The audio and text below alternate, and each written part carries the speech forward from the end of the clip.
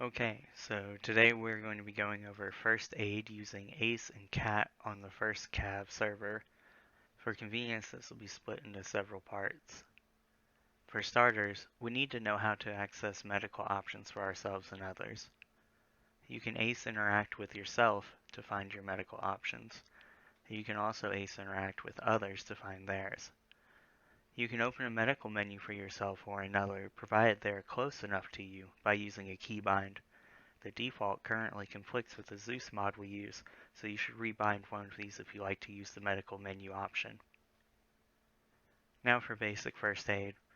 The most likely thing to kill you or your friends is blood loss. Compared to this, everything else is truly trivial.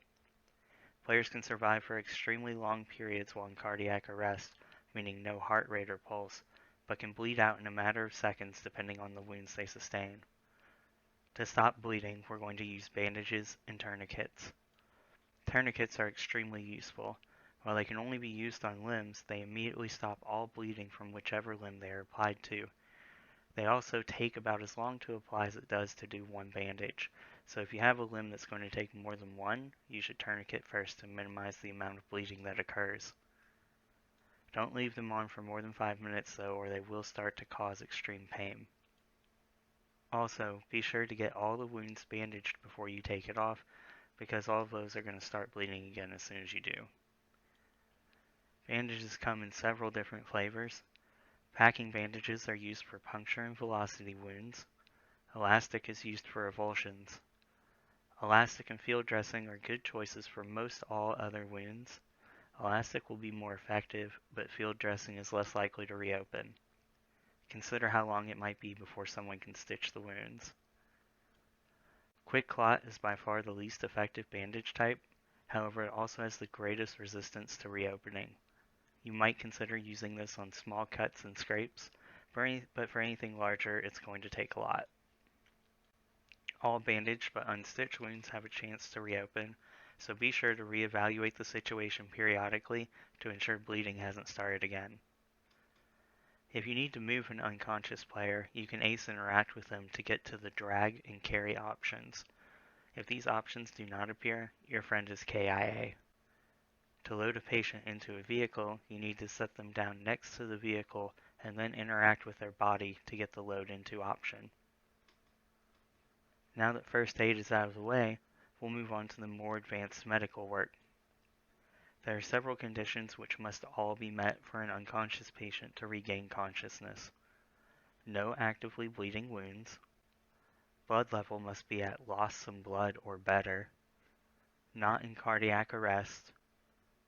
And a good oxygen saturation, meaning their SpO2. A surgical kit is a standard part of a medic loadout, and we can use this to stitch wounds.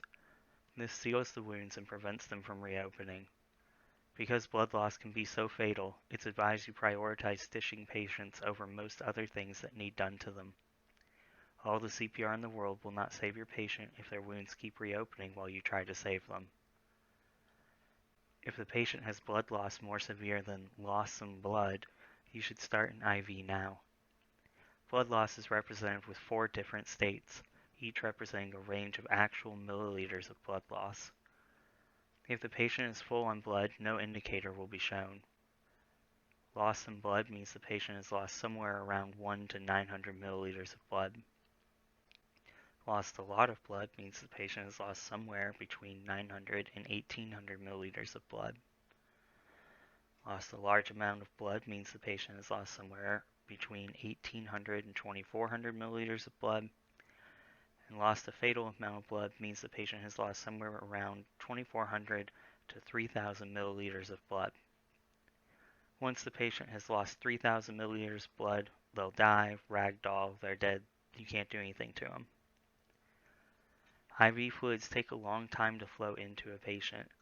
The transfusion flow rate is halved on the server, so a single 1000 milliliter bag of fluid will take around 8 minutes to fully enter a patient.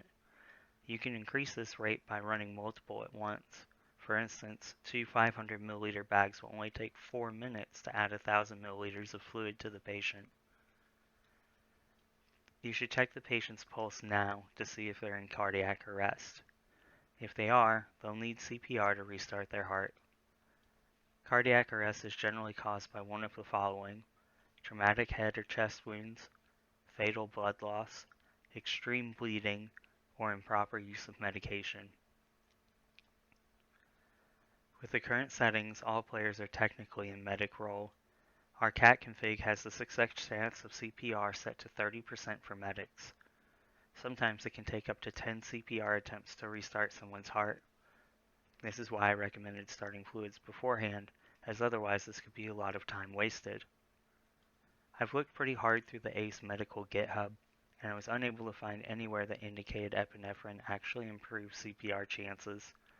If you do opt to push epi, just make sure they're at lost a lot of blood or better, or else their heart rate might spike too much when it starts and push them immediately back to arrest.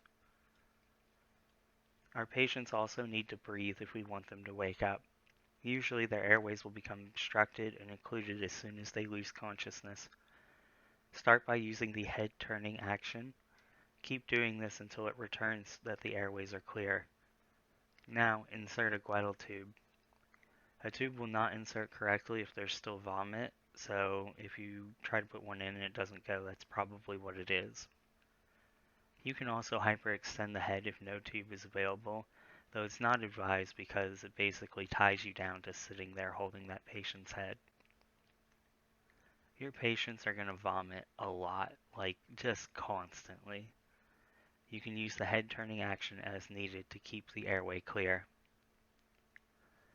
While a patient has an obstructed or occluded airway, their SpO2 will continually drop, meaning the oxygen saturation in their blood is decreasing. Because we do not carry pulse oximeters, we don't have a clear way of knowing what someone's SpO2 really looks like. For this reason, it's a good idea to be pretty aggressive about keeping airways managed.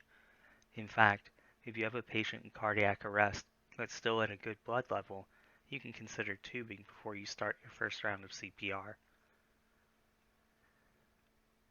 Wake up time. Once the patient is in good enough state to wake up, the server will perform a check every 15 seconds to see if they do. Epinephrine is currently configured to speed this check up to once every second, so assuming they haven't had epi in the past 2 minutes, now is the time to push it. When is an acceptable time to give someone morphine? When the patient is conscious, in severe pain, hasn't had morphine in the past 10 minutes, and lost a lot of blood or better. Please do not give unconscious people morphine. They can't perceive pain anyways. At best, it makes interpreting vitals wonky, but can also easily push someone into cardiac arrest if their blood pressure or heart rate was already low.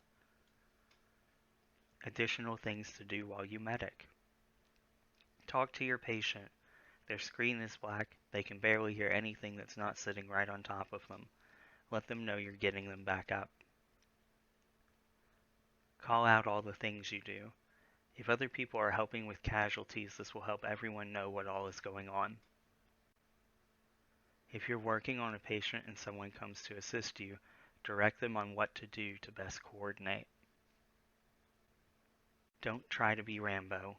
3/4 of your fire team has no idea how to pick you up if you go down. Keep yourself alive so you can pick them back up. There are a couple of things which I haven't discussed in this video, like chest seals, pneumothorax, hemopneumothorax. Right now, it is a known issue with the CAT mod that these are not occurring, so I will cover these in a later update.